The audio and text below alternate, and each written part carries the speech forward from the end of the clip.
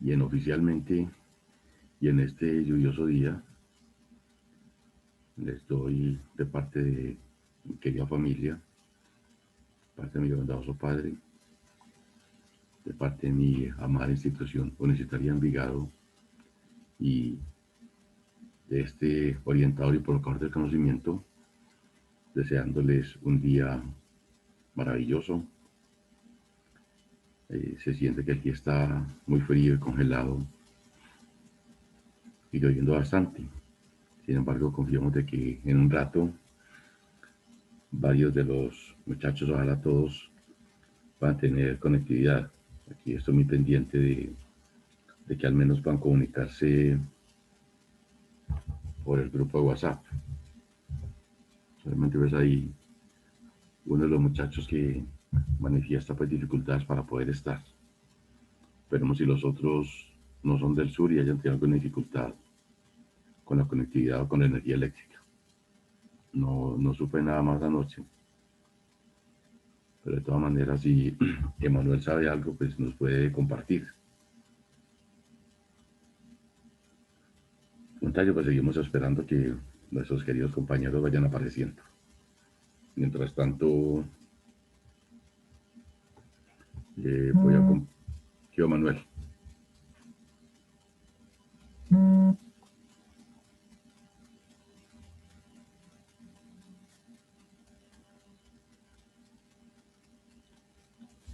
Listo. Bien, en este momento, el compañero Emanuel tiene también dificultades con el equipo. De mientras lo organiza y las ondas electromagnéticas comienzan a fluir para que nos comuniquemos en esta mañana. Yo sigo precisamente esperando con mucha confianza que la gran influencia de los campos magnéticos sea benéfica para todos y para cada uno de los integrantes y estudiosos del mundo de la teoría electromagnética, de sus familias, de todos nuestros amigos, vecinos cercanos. He hecho mucha fuerza precisamente diciéndoles que la vida tal como la conocemos en este momento acá en la Tierra es un fenómeno donde el campo magnético tiene enorme influencia y enorme trascendencia. Ahora decían varios astrónomos, entre ellos muchos de los trabajos de Carl Sagan, un gran socializador de las ciencias astronómicas, que precisamente un planeta, para que tuviese vida potencial, tenía que manifestar de alguna manera un campo magnético. Decía, sistemas que no tengan campo magnético, es muy compleja la supervivencia. Como precisamente que tenemos grandes partículas en el universo, todo, bien sea elementales por ejemplo, de la estructura de los rayos cósmicos o familiares, que son capaces de penetrar grandes capas, por ejemplo, de plomo. La vida pues, de esa manera pues, estaría muy desprotegida si no existieran. La Tierra misma tenemos los famosos anillos de Van Allen, estructuras magnéticas en las cuales se goza precisamente del privilegio de que ellas capturan una gran cantidad de partículas o de rayos que tratan de entrar permanentemente al planeta. En el estudio que hacíamos de la fuerza magnética, recordamos que habían unas condiciones extremas. Por ejemplo, si el ángulo de penetración es de 90 grados, las partículas quedan capturadas en el campo magnético y condenadas a ejecutar un movimiento circular uniforme. Precisamente esas estructuras kilométricas son las encargadas de mantener, digamos así, a raya a todas estas posibles partículas con carga eléctrica. Entonces el campo que las atrapa. Si algunas llegan con ángulos de 0 grados, serían las únicas peligrosas. Esas que están con ángulos de 0 grados tendrían precisamente la propiedad de poder pasar paralelamente al campo y tendrían gran influencia sobre todos nosotros. Sin embargo, digámoslo así, la persona que estructuró el planeta o los seres superiores encargados de poner la vida, sabía muy bien eso. Entonces, por eso el cabello que tenemos no es ornamental. O sea, este cabello que tengo acá, esto no es un adorno, ni el que tienen las nenas. Es simplemente, todavía nos queda una protección contra esas partículas y en las cuales el campo no tendría forma de protegerla. Pero es también importante reconocer que lo más común no es que las partículas lleguen con ángulos de 0 grados. Las partículas que llegan con ángulos diferentes a 0 y a 90, entonces tendrían dos componentes. Una componente perpendicular al campo magnético terrestre y otra componente que sería paralela. Ese movimiento en conjunto es lo que va a generar un movimiento algo así como en tirabuzón. O sea, va así, un tornillo que va avanzando. O sea, un tornillo que no se queda quieto, sino que como todo tornillo, yo trato de meterlo en madera, entonces él va penetrando. Cada que le dé una vuelta, penetra más. Entonces ese tornillo va a tener un paso. Vemos que el paso es precisamente la distancia que penetra un tornillo cuando yo le doy una vuelta. Entonces, si yo cojo un tornillo y le doy una vuelta y avanzo, por ejemplo, 4 milímetros, ese sería el paso del tornillo, o sea, la distancia que avanza un tornillo durante un periodo. Y un periodo es precisamente el tiempo que invierte en dar una vuelta. Ya les comentaba también que a nivel atómico, pues, tenemos partículas como, por ejemplo, un electrón, que por el solo hecho de estar girando permanentemente a través del núcleo, puede, vamos a ver, que puede tener comportamiento similar a una espira que hagamos con un alambre y en la cual coja gran velocidad, dado que el electrón tiene una carga eléctrica. Hay estudios donde uno puede mostrar que si fuera posible tenerlos todos esos electrones, todos direccionados, pudiéramos tener cifras superiores a las que tienen los más poderosos resonadores magnéticos del siglo XXI. Sin embargo, no es fácil. En este momentico, por ejemplo, Emanuel, los Santiagos, los Eric, los Cristian o el Berenice, tenemos una gran cantidad de agua en el organismo humano. Nosotros estamos formados por 75% de agua. Precisamente un ser humano que tenga una masa de 80 kilogramos tendría 60 kilogramos de agua y solamente 20%, o sea, 20 kilogramos, entonces 25, estarían formados por lo que llamamos los restos, o sea, lo que queda. Realmente cuando un familiar o cualquier ser humano pasa la transición y se va a utilizar, por ejemplo, la cremación, realmente la cremación es un proceso en el cual, a través del calor, y muy especialmente el fuego, vamos a literalmente a deshidratar un cuerpo. Ese cuerpo que inicialmente tenía 80 kilogramos, mediante este efecto de cremación, estaría perdiendo el 75%, o sea, 60 kilogramos, y estaría quedando ya de forma inicial una cantidad muy reducida, que es lo que socialmente llamamos los restos. Había que esperar varios años si se da en una forma natural. Pero recordemos que hay muchas culturas, ellos, por ejemplo los hindúes, en los cuales las palabras piras humanas son muy comunes. Desde hace muchos años siempre se ha tenido la costumbre de quemar los cuerpos. Utilizar previamente una hoguera y se quema. Obviamente, pues que las recomendaciones ahorita sanitarias, pues casi que recomiendan que esto se haga a través de lugares especiales. Tenemos horno de cremación por contar con el cementerio San Pedro en Medellín, el gran horno crematorio del Oriente Antioqueño. Entonces, es muy importante tener esa parte presente. No se han encontrado efectos colaterales generados por los campos magnéticos, que han quedado dudas cuando se aplica un campo magnético durante mucho tiempo, no es el caso de la resonancia,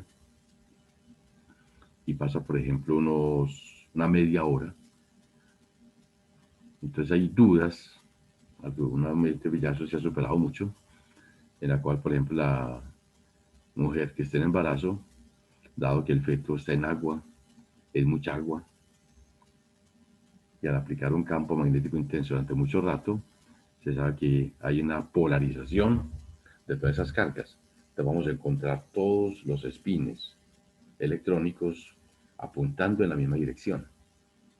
De hecho, comento algo, uno de los efectos, digamos, más complejos que tiene el campo magnético aplicado en un resonador magnético es precisamente que se demora mucho para hacer esa orientación.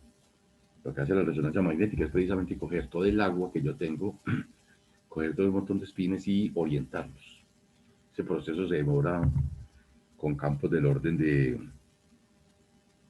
del Tesla y medio, una media hora. O sea que realmente la mayor parte o el mayor desgaste que se tiene para orientar esos espines es una consecuencia de la lentitud de ese efecto. Eh, Obviamente que todo eso lo tenemos en estudio. Cada vez pues hay más investigación en el campo de la resonancia magnética. En este momentico pues estamos en una era en Medellín donde ya muchas instituciones sobrepasan equipos de los 2 Teslas. Aunque también se dice que equipos de media Tesla, de un Tesla o Tesla y medio, son comunes y muy valiosos. Medellín, sin que me paguen la propaganda, es un centro con gran reconocimiento a nivel mundial desde el punto de vista de salud. Tenemos en muchas clínicas, muchos hospitales, centros particulares, grandes resonadores magnéticos. Entonces, la técnica llamada RMN, resonancia magnética nuclear, es potencialmente conocida. Medellín goza de unas condiciones y unos recursos y un talento humano muy privilegiados, lo cual ha hecho, y siempre lo digo desde hace varios años, estamos cada vez más cerca de ser la capital mundial de la salud. Además que le agregamos que los costos de todas esas intervenciones médicas son muy inferiores en Medellín que en otros países. Por eso precisamente hay una cultura donde personas de otras latitudes están tomando a nuestra querida tierra como un centro muy especial de visitas, más que de turismo, precisamente un centro donde con los recursos que pudiera invertir allá puede venirse a viajar, hacerse tratamientos y gozar de todo el potencial médico que tiene nuestra tierra. Los campos magnéticos estarían ahí, yo diría que a la vanguardia. Estamos en un paso muy significativo. Y también pues aprovecho a decirles que los ingenieros electrónicos, los mecatrónicos, incluso los de sistemas, tienen un enorme potencial en el trabajo de todos los equipos médicos. Entonces decía que nuestra querida institución precisamente ha forjado y en ella han estado muchas personas que están actualmente trabajando en este sector.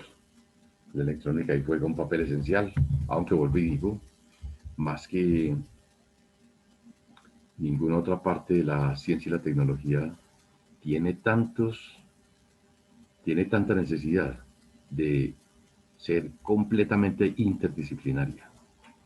O sea, yo recuerdo cuando teníamos visitas permanentes y unas relaciones excelentes, por ejemplo, con el Instituto de Alta Tecnología Médica, que es de los pioneros en el medio, donde asistíamos con nuestros estudiantes, que digamos tenemos una gran cantidad de estudiantes dentro de estos campos al nivel que están ustedes ahora, y los médicos tenían gran empatía por nosotros y nosotros por ellos.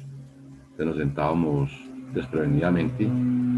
Tenía, por ejemplo, yo la oportunidad de dictar mi charla de teoría electromagnética, muy especialmente la parte de campo magnético dedicada justamente a la resonancia.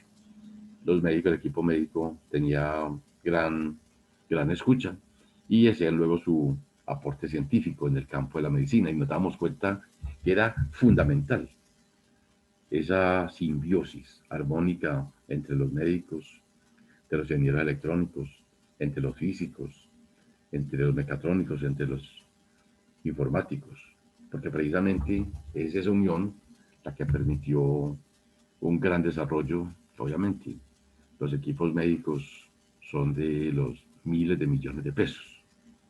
Además, se necesitan unas condiciones excepcionales de temperatura.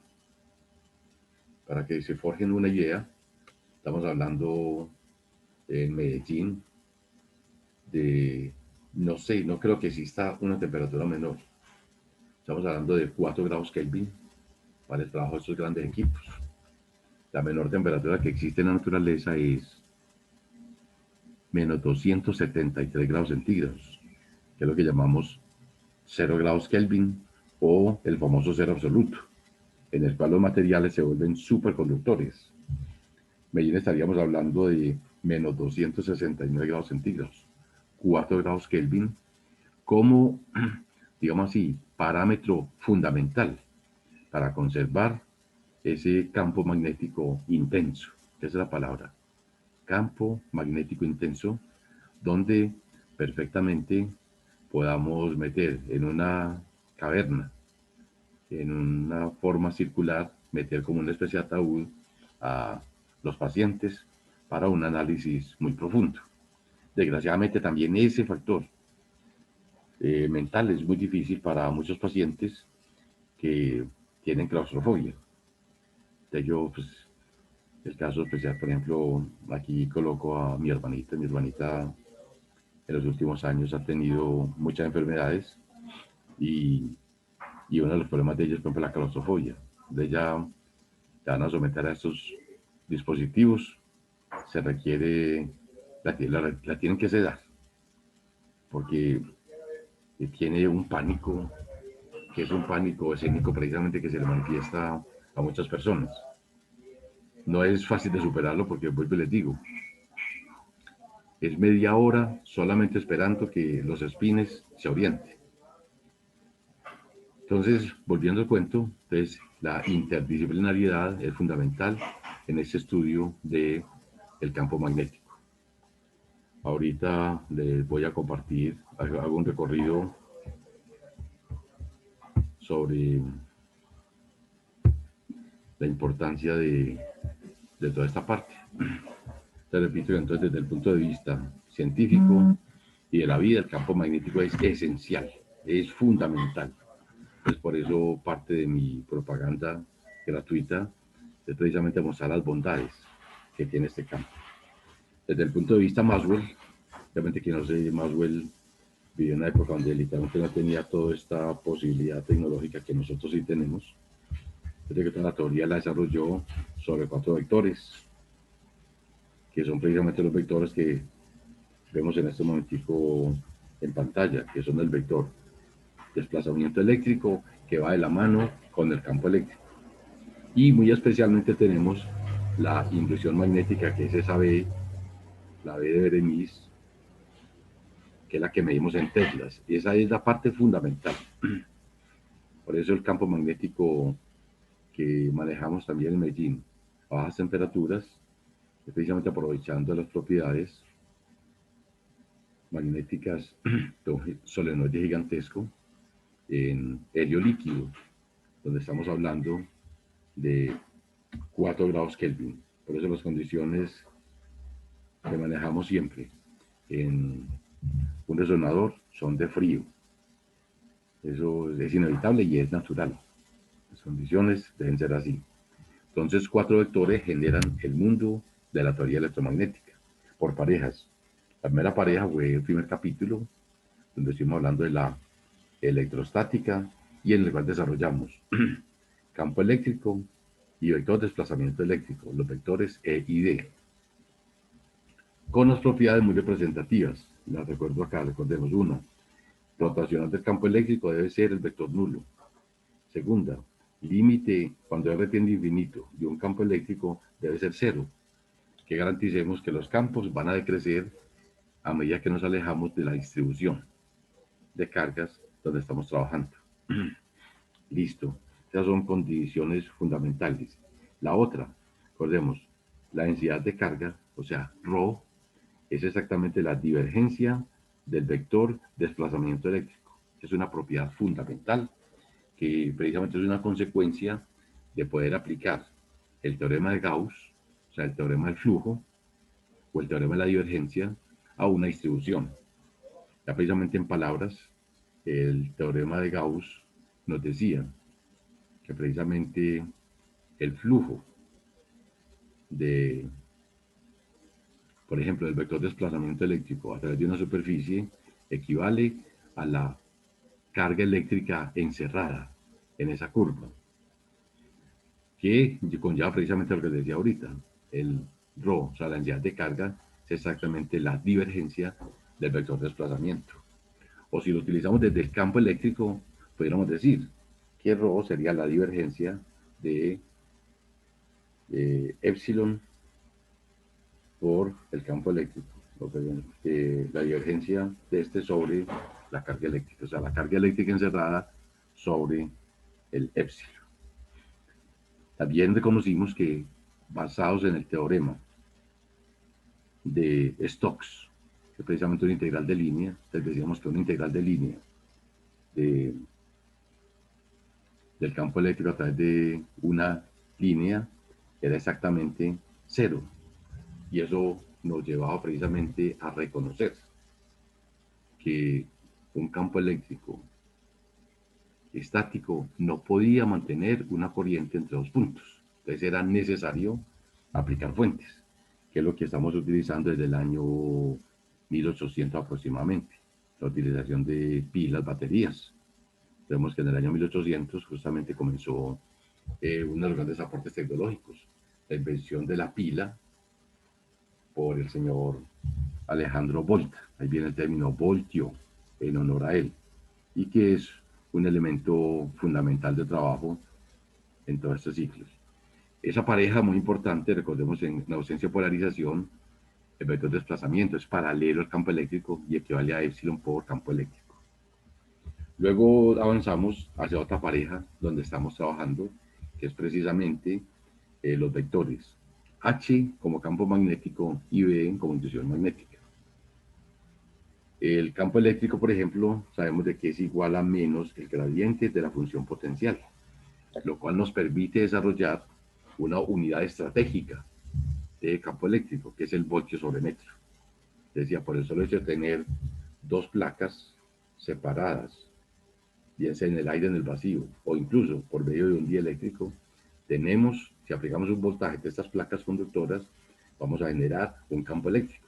Precisamente la razón de ser de la televisión, la razón de ser de los osciloscopios, donde yo puedo controlar un campo magnético que mueve las cargas, por ejemplo, horizontalmente, o otras placas verticales que me va a permitir controlar en la pantalla verticalmente ese chorro o ese haz, por ejemplo, de electrones, de protones o de las partículas que quiera manejar en cierto momento.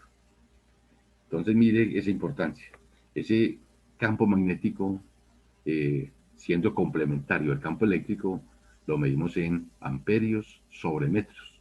El campo eléctrico es voltios sobre metro.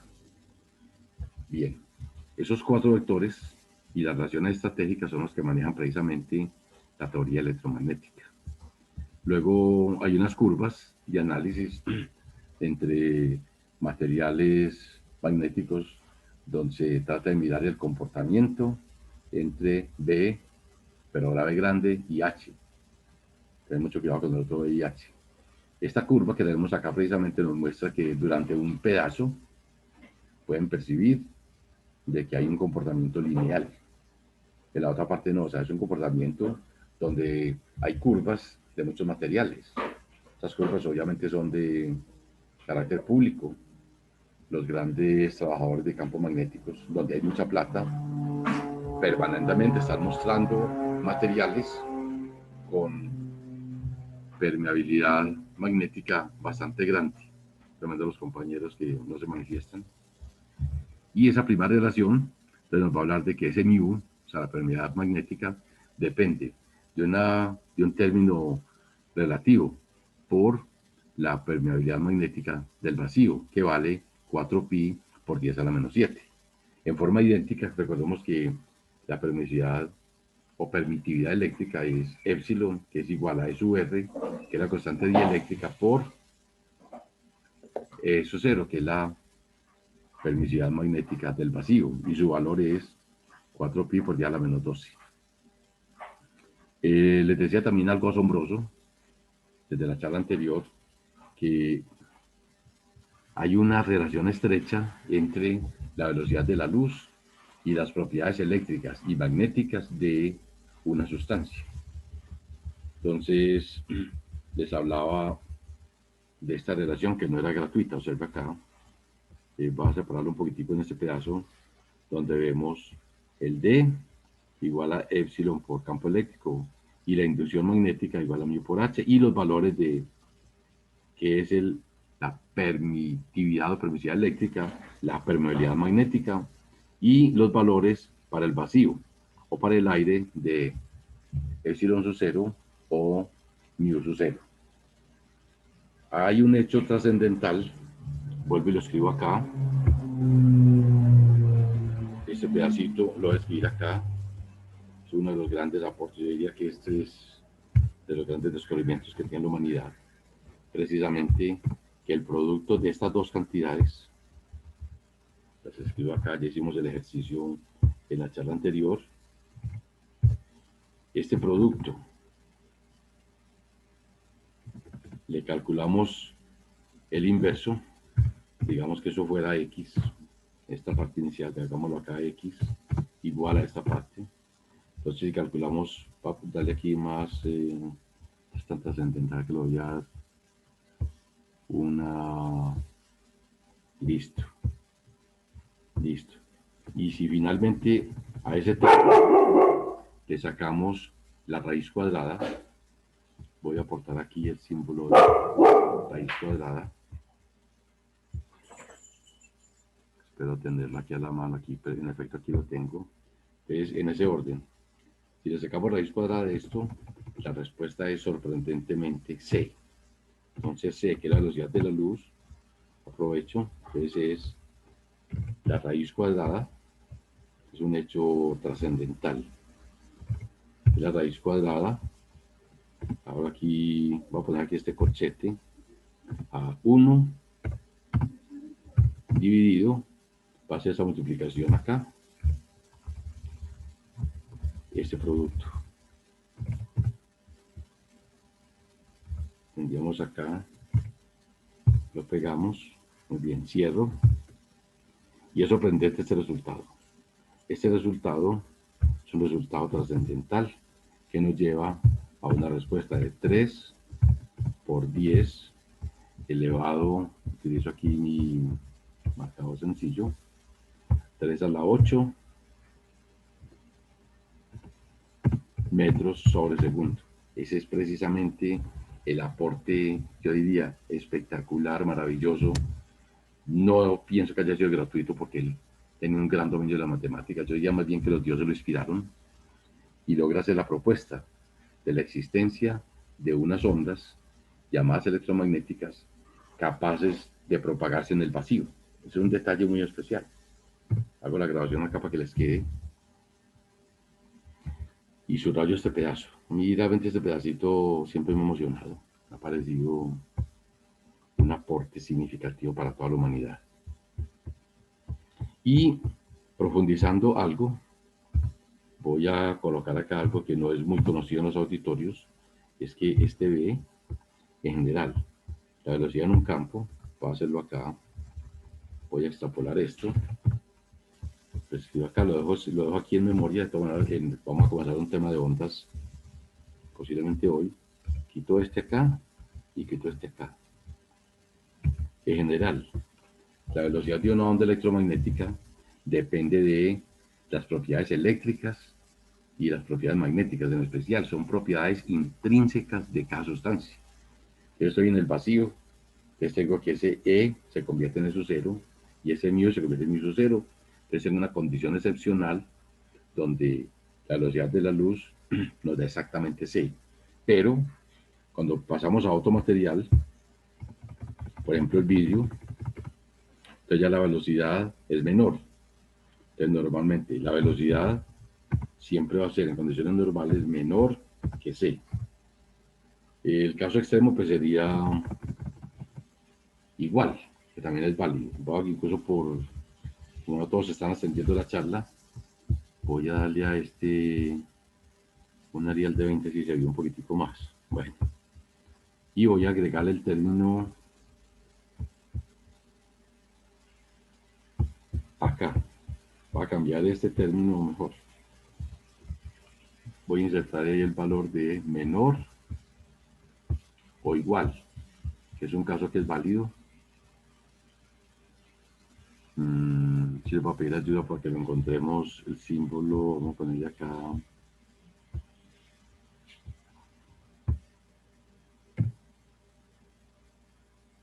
symbols.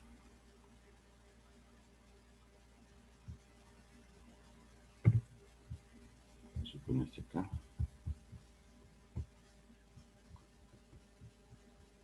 Symbols. Necesito el menor o igual, que aquí no lo tengo. Listo.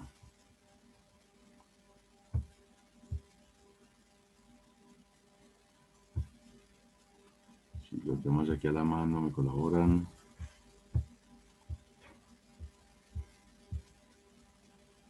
Bueno, ese símbolo me quedó aquí faltando. No lo veo en este momento. Y no quiso tomar el símbolo. Bueno, cancelaré. Ya sabes que aquí te voy a colocar entonces aquí a un ladito para evitar conflictos. Listo. Entonces miren ese dato importante. Normalmente hay que definir un parámetro nuevo que se llama F. Lo vamos a definir como el cociente entre C y B. Esto también es fundamental. Este es un concepto que ustedes vieron en el curso de Física 3, que es precisamente, voy a hacerlo con rojo porque es súper especial, y ese término tiene una connotación significativa. La velocidad de la luz de la Tierra, pues normalmente es mayor que cualquier velocidad. Por lo tanto, el n, en caso extremo, sería 1.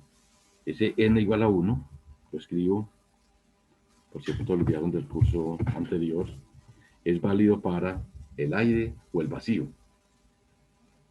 Pero, por ejemplo, los vidrios normales, porque trabajamos en óptica, son vidrios donde n vale 1.5. Entonces, si yo cojo 300.000 kilómetros por segundo y lo divido por 1.5, nos daría una velocidad de 200.000 kilómetros por segundo. Entonces, en los vidrios convencionales, ese índice de refracción es del orden de 1.5. Todos los que hagamos esta charla, la escuchamos, la compartamos, sea ahorita o más tarde, sabemos que tenemos un ojo. Y en ese ojo hay una parte que llamamos un humor vítreo, también tenemos un humor acuoso. El acuoso, como no me lo dice, tiene un índice de refracción del orden 1,33. La refracción del agua es 4 tercios. Pero el vidrio que tenemos adentro, tenemos precisamente una lente. Esa lente tenemos índices de refracción, digamos, entre 1,47 y, por ejemplo, 1,54. o sea, un material vítreo, vidrioso. Entonces, precisamente la fórmula del constructor de lentes es precisamente aprovechar un n, pongamos 1.5, y darle una forma geométrica que permita la corrección de algún defecto visual. De nuevo, las ondas electromagnéticas son fundamentales. Es una parte muy vital. Aquí yo hago fuerza acá para separarlo, o incluso lo voy a subir acá. Recuerde que ese término igual a 1 es exclusivamente para, coloco aquí, para el aire o para el vacío. Entonces, en general, cuando no tenemos condiciones de aire vacío, nos toca utilizar la fórmula que tenemos acá arriba, donde este voltaje es la raíz cuadrada del inverso de dos propiedades intrínsecas, como es el epsilon y como es el mu, y el material. Esa fuerza magnética decía que tiene una connotación especial. Es un producto vectorial. Siempre que tiene una connotación muy especial. Es un producto vectorial que depende precisamente de varios parámetros. Qué carga eléctrica se tiene, qué velocidad experimenta, qué campo, qué inducción magnética está en el medio y con qué ángulo lo hago. Por eso la fuerza magnética es tan compleja. Es la combinación de una fuerza vectorial, de un producto vectorial entre la velocidad y la inducción magnética. Por eso requerimos utilizar ese producto vectorial. Voy a dejar este quietecito acá. Listo. Muy bien. Y el producto vectorial lo desarrollamos utilizando las famosas componentes IJK en un producto cruz. Y entonces dijimos que habían varios casos. Si se penetraba con un ángulo de 0, es el caso A. Tenemos un caso B si el ángulo es de 90. Y cuando tenemos un ángulo diferente entre 0 y 90, entonces hay unas condiciones excepcionales donde hablamos del famoso tirabuzón. Ahí tenemos el tornillo. Y les decía algo muy importante. La componente perpendicular de la velocidad, que es el B seno, es la encargada de formar la circunferencia. Pero la componente paralela es la que se encarga de empujarlo. Entonces, una componente le da la vuelta y simultáneamente la otra lo empuja. Por eso yo miro el famoso, como es un desaporte de vino, un tirabuzón. O sea, una hélice con H que va llevando la partícula de esa manera. Esa parte es muy importante, ahí lo vemos. Tenemos el paso, o sea, el pedacito de cuánto logra avanzar durante una vuelta. Esas condiciones extremas podemos mirar aquí en general. Los cálculos ya lo hicimos. El radio en un campo magnético cuando es perpendicular es precisamente la carga, es R es igual a la masa por la rapidez sobre Q por B. Un segundito que se me está acabando la pila. Un segundito.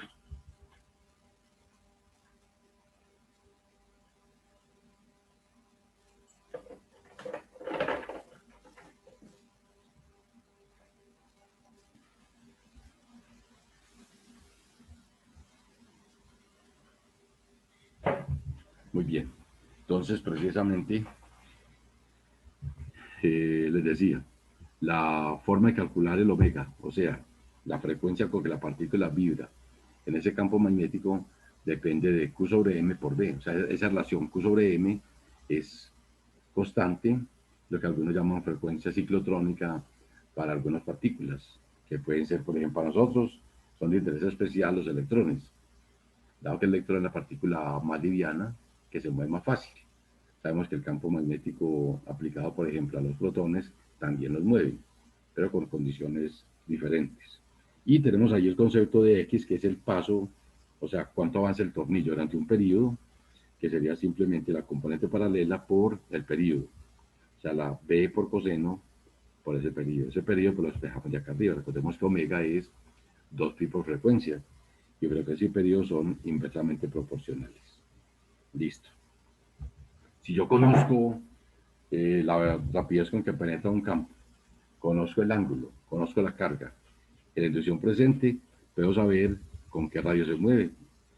Aprovecho para recordarles que el Gauss, también está la palabra gaussómetro, pues a nivel de, por ejemplo, de nosotros, a nivel de los pájaros, que en la mañana utilizan su campo magnético, los delfines.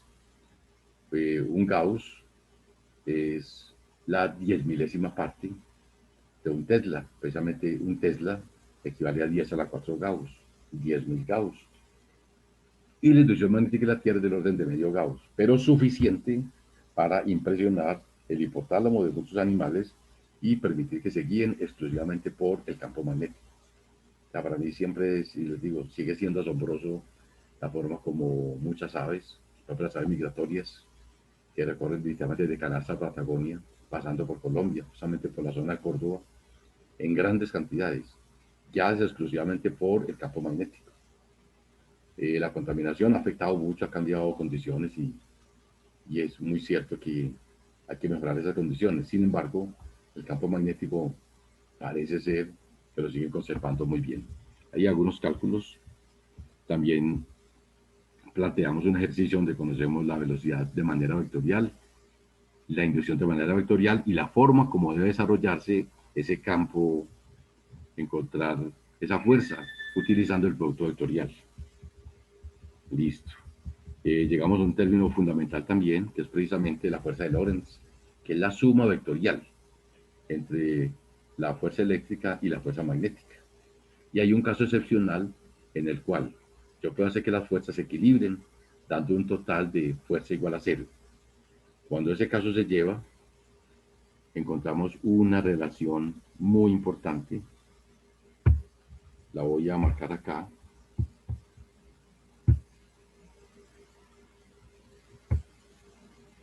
Voy a darle un empujecito a esto acá para separarlos muy bien.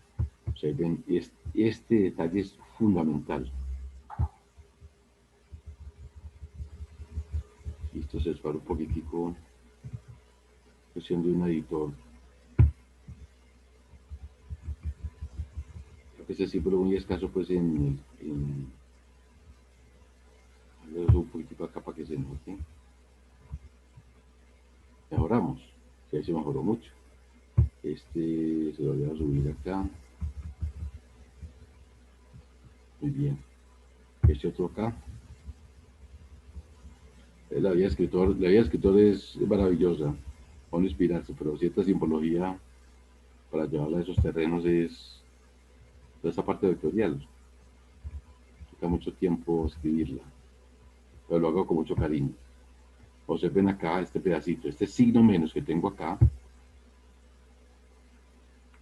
es una consecuencia de igualar la fuerza, o sea, si yo sumo fuerza eléctrica con fuerza magnética y me da cero, entonces al cambiar de miembro simplemente vamos a tener esto. Y como el producto vectorial es anticonmutativo, entonces yo puedo invertir estas dos y me queda positivo.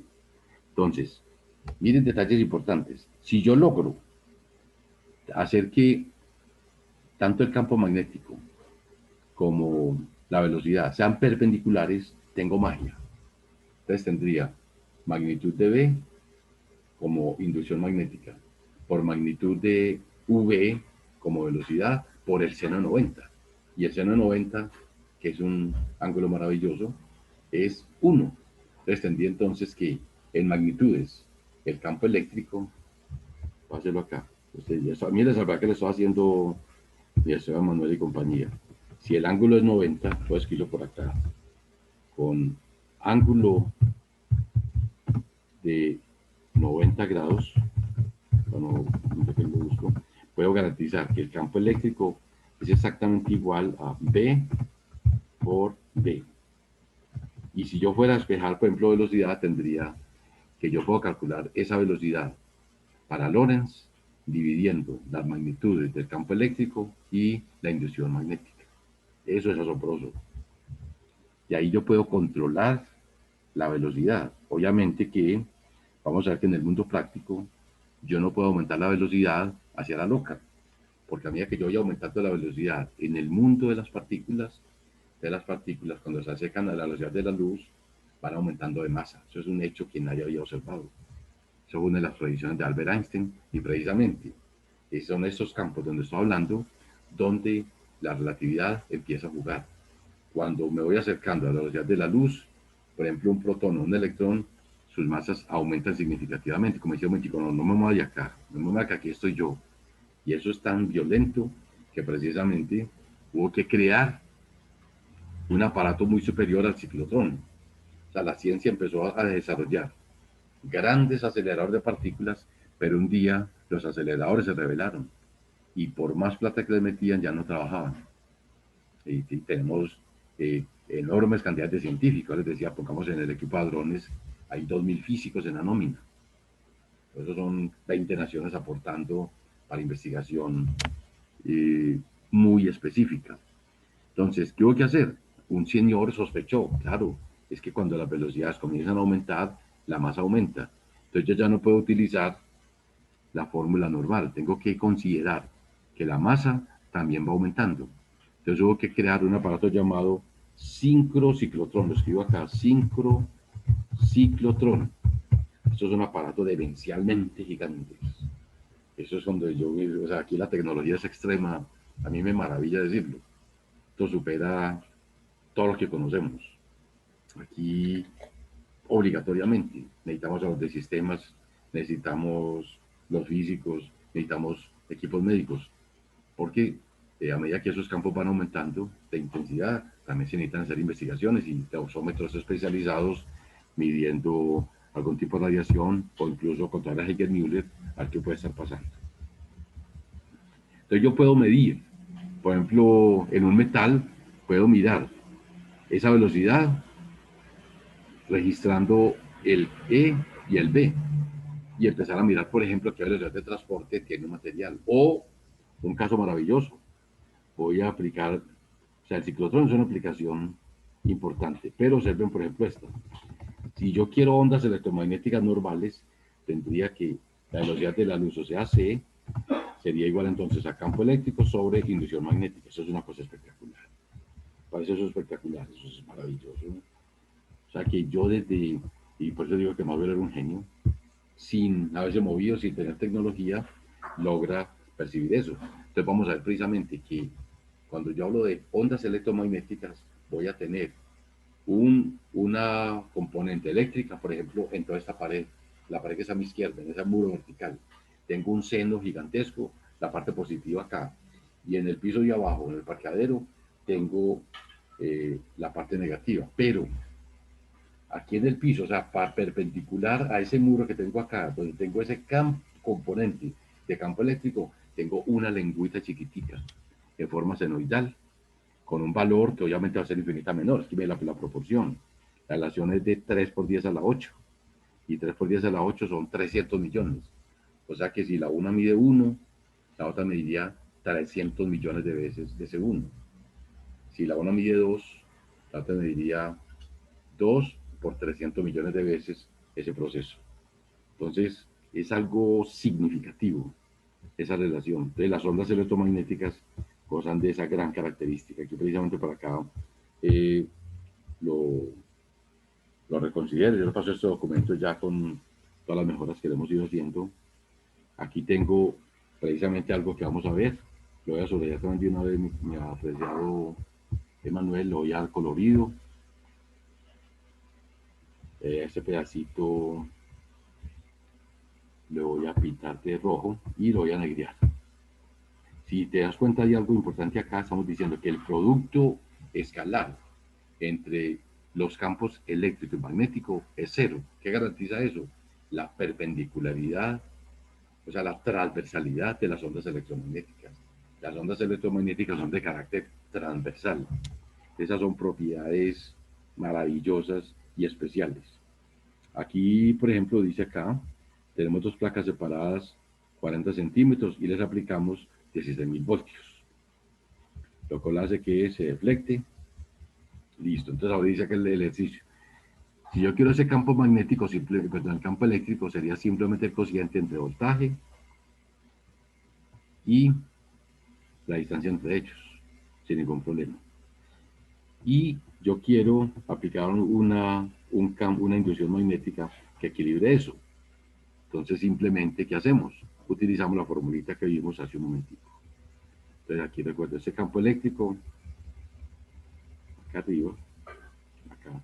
Ese campo eléctrico Ya lo tengo. Si yo quiero que B sea C, entonces simplemente espejo B. Eso es una cosa asombrosa. Y este campo, recuerde que es voltaje sobre distancia, en unidades internacionales. Listo. Mirando ahí la solución, precisamente tenemos voltios sobre distancia, nos daría 40.000 voltios sobre metro.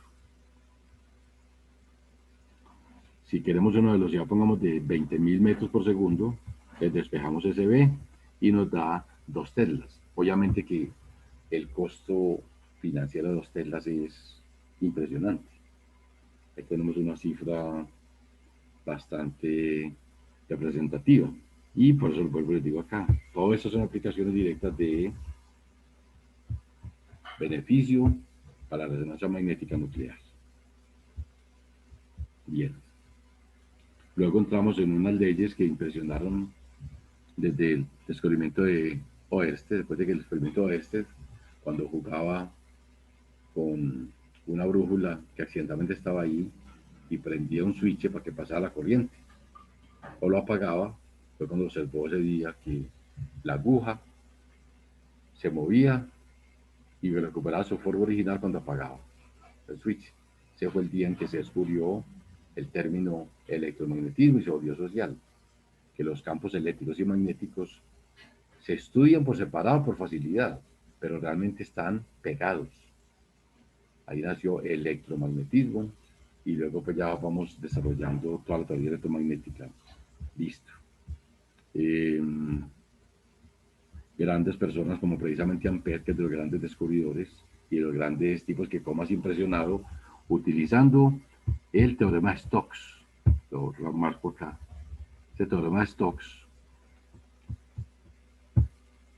lo marco acá, le agrego este pedacito acá, es más representativo, en negrillas y lo ponemos con rojo. Ese es exactamente, después de ahí hay un punto. Ese punto es el teorema de Stokes, es precisamente una integral de línea, o sea, un h por dl. Se convierte como el rotacional de h por ds. O sea, una integral de línea se puede convertir en una integral de superficie a través del teorema de Stokes. Son los únicos teoremas que tienen integrales. Entonces, la ley de Gauss y la ley de Stokes. La una es del flujo y la otra es de integral de línea. Por eso este que estoy utilizando acá, la ley de Ampère, viene como consecuencia del teorema del rotacional, mientras que el de las cargas correspondía al teorema de Gauss, que es el teorema de la divergencia. Le hago la grabación para que lo vaya quedando este documento, lo eso acá mejor. Y recordemos que esta ley, precisamente la misma ley de Gauss, pero aplicada a la parte magnética. Ahí tenemos unas propiedades que las he ido diciendo durante todos estos días. Y llegamos al tema fundamental de mirar la clasificación de los materiales desde el punto de vista campo magnético. Entonces tendríamos ahí, por ejemplo, materiales ferromagnéticos, que son los más utilizados en el curso de máquinas eléctricas. Tenemos materiales diamagnéticos. Mire que es interesante. Hay unas sustancias intermedias para ir mirando. Aquí coloco las características, digamos, muy significativas. El desarrollo de estos materiales nuevos, o sea, la máxima tecnología de los últimos 30 años en el mundo de las telecomunicaciones se desarrolla precisamente no por el avance en constantes dieléctricas, no. El gran desarrollo en antenas, en la parte teórica o práctica, precisamente hasta como consecuencia de los viajes espaciales, tener materiales con μUVs que en ese momento superan el 10 a la 6. Pasamos, yo diría que la civilización pasó mucho tiempo, décadas con ferritas básicamente, manejando materiales entre 4.000 y 6.000 μUVs, o sea que era muy poquito, pero era suficiente para todas las máquinas que se desarrollaron o que nos permitieron gran calidad de vida. Ya modernamente esos μUVs son muy altos, ahí tengo unas condiciones solamente para que las miren y algunos ejemplos. Sería pues parecido estudiar los comportamientos. Ya la palabra inductor e inductancia están asociadas a los campos magnéticos, así como el capacitor está relacionado con el término de campo eléctrico, van de la mano, campos eléctricos, condensadores, campos magnéticos, bobinas. Las bobinas almacenan campos magnéticos o corriente. Los capacitores almacenan campos eléctricos o voltajes o cargas eléctricas. Y también tenemos acá un desarrollo que lo vamos a utilizar más adelante, precisamente es la forma como tenemos las energías magnéticas o las energías eléctricas mirando qué hace una bobina, precisamente bobina de inductancia L y corriente. Hay un teorema que es el teorema de la equipartición que vamos a estudiar más adelantico. Ahí pongo esas propiedades si alguien las quiere mirar. Listo. Eh, Finalmente, para esta sección, definimos el vector J, que es densidad de corriente. Páselo por acá. Ese densidad de corriente, ese J, nos va a permitir, en palabras sería, variación de corriente eléctrica con respecto a la superficie. Este concepto es muy importante, es muy escaso pues conocerlo en los cursos, digamos así, más elementales. Cuando tenemos el caso de un J constante, o sea, si J es constante, entonces tendríamos algo que es sencillo, sería simplemente I dividido por S. Y las unidades pues sería obviamente amperios sobre metros cuadrados. Y hago un desarrollo recordándoles que, para grabarlo, de cuando eso es constante, viene algo importante. La ley de Ohm se escribe así en forma de campos. O sea, cuando decíamos en matemática que corriente, en la ley de Ohm, era igual a voltaje sobre resistencia, es una consecuencia de esa que tengo marcada ahí, que J es ciclo en la conductividad por el campo eléctrico.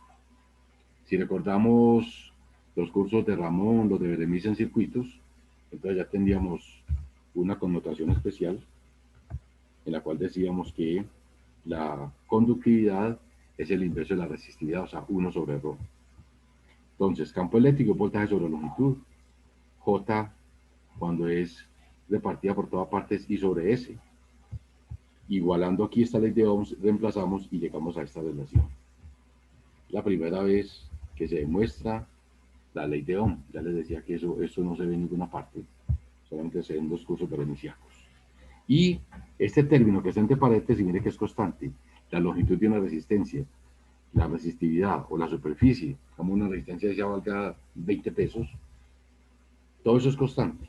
Y por eso, precisamente, yo sí hago tanta propaganda de eso. Y es lo siguiente, este pedacito, precisamente la pendiente de la curva, o sea, la M, y es una constante, de lo que esa pendiente de esa curva es una constante y será el nombre de resistencia. Obviamente que en la época que se publicó la ley de Ohm, eso no lo sabía nadie. Por eso digo, es la única vez que se tiene en la historia. Y eso es la ley de Ohm. Ahí les está demostrada. No existe otra demostración en ninguna parte del mundo científico. Y termino este sector hablando precisamente de los varistores. Los varistores son materiales, básicamente óxidos sulfuros, que permite un control eficiente de corriente y voltaje. Precisamente donde la proporcionalidad ya no es lineal, sino que es diferente. Entonces yo necesito cortar, por ejemplo, que se pasa de la línea nuestra, por ejemplo, es de 170 voltios, con un valor efectivo de 120 voltios. Entonces, a 184 voltios de voltaje pico, el sistema se debe cortar. Entonces los varistores van a dar el costo de un protector eléctrico. A más varistores, más protección. Listo. Y ahí de unas actividades para que cada uno evalúe y mire cómo se encuentra a nivel de conocimientos. Y se mire que es fundamental este recorrido que hicimos para darle como una representatividad especial al campo magnético. Todo lo que mencioné hoy, esa gran demostración de la ley de Ohm, que no es fácil, de hecho siempre fue empírico. Cuando Ohm la publicó, puede que esa ley es de Cavendish, pero Cavendish no se iba a arriesgar en un mundo polarizado, porque habían dos sectores científicos agarrados, que era precisamente los que seguían a Volta, que les mencioné ahorita, quien inventó la pila en 1800, y los seguidores de la parte médica, del médico Galvani, bien efectos galvánicos. Entonces, Galvani sostenía que había una electricidad animal. Alejandro Volta sostenía una electricidad mineral. Eran irreconciliables esos conceptos.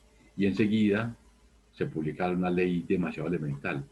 Corrientes igual a voltaje sobre resistencia. Entonces la gran discusión era que era imposible, que era inaceptable que Dios pudiese publicar una ley tan sencilla, una ley tan elemental, que eso no está en la capacidad de Dios. No sabemos qué pasó entre ellos. Ahí en esa época surgieron el mesmerismo, por ejemplo, que es la aplicación del magnetismo a los animales, muy específicamente a los seres humanos. Precisamente quienes habla, yo practiqué mucho tiempo todas estas técnicas del mesmerismo. Utilicé mucho a nivel médico.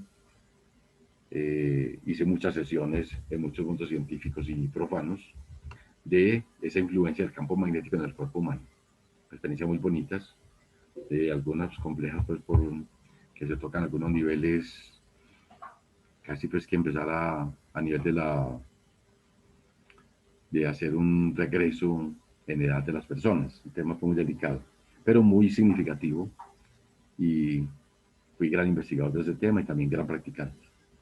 Hoy en día pues ya tenemos unas condiciones dadas muy especiales, pero mire que este viaje que hice hoy por los mundos de los 4 doctores de Maxwell y dedicarme muy exclusivamente a un feedback del campo magnético y mirar cómo al final, a través de la ley de Stokes, podíamos hacer un estudio similar a la ley de Gauss y cómo desde la densidad de corriente podíamos encontrar la ley de Ohm en forma vectorial, que era precisamente J igual a sigma por campo eléctrico, y llegar a una relación fundamental. Corriente es proporcional al voltaje. Y esa proporcionalidad se encuentra a través de una constante que es la resistencia. O sea que la pendiente de esa curva, M, es igual a la resistencia. O sea que yo le calculo la tangente a la curva corriente versus voltaje. O sea, divido las componentes Y sobre las X, me da exactamente la resistencia, conocida universalmente como ley de Ohm. Bien, entonces me fascina tocar estos temas. En este momento posee todas las bondades, pero les comento, no hemos encontrado factores colaterales negativos en el medio, sobre todo a nivel humano. Y el campo magnético lo seguimos socializando. Bueno, misteriosamente todavía no se comunica ningún otro compañero. Le sugiero a Manuel que si quiere paramos 5 minuticos para que nos comuniquemos con los compañeros, los saludemos, a ver si quieren entrar a la segunda parte. ¿Te parece, Manuel?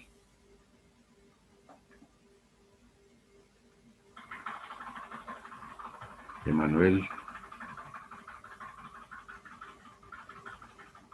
Ah, listo. Listo, mío. Entonces, paremos 5 minuticos, yo lo puedo escribir a todos y en 5 minuticos retornamos para que empecemos a ya avanzar y vamos a hacer unas apropiaciones. Aquí tengo un librito que si lo tienes a la mano sería muy bueno, que es una física, la física 2 de Finn. Es un librito universal. La física de Alonso Finn se llama Campos y Ondas. Precisamente sería Fields and Waves. Y acá hay un capítulo muy interesante para cerrar el campo magnético. Ahorita lo socializamos. Entonces, a partir de ese momento, démonos unos 5 minuticos para que compartamos algo. Y yo, mientras tanto, les quedo a los muchachos para que retornemos. Muchas gracias y ahorita volvemos.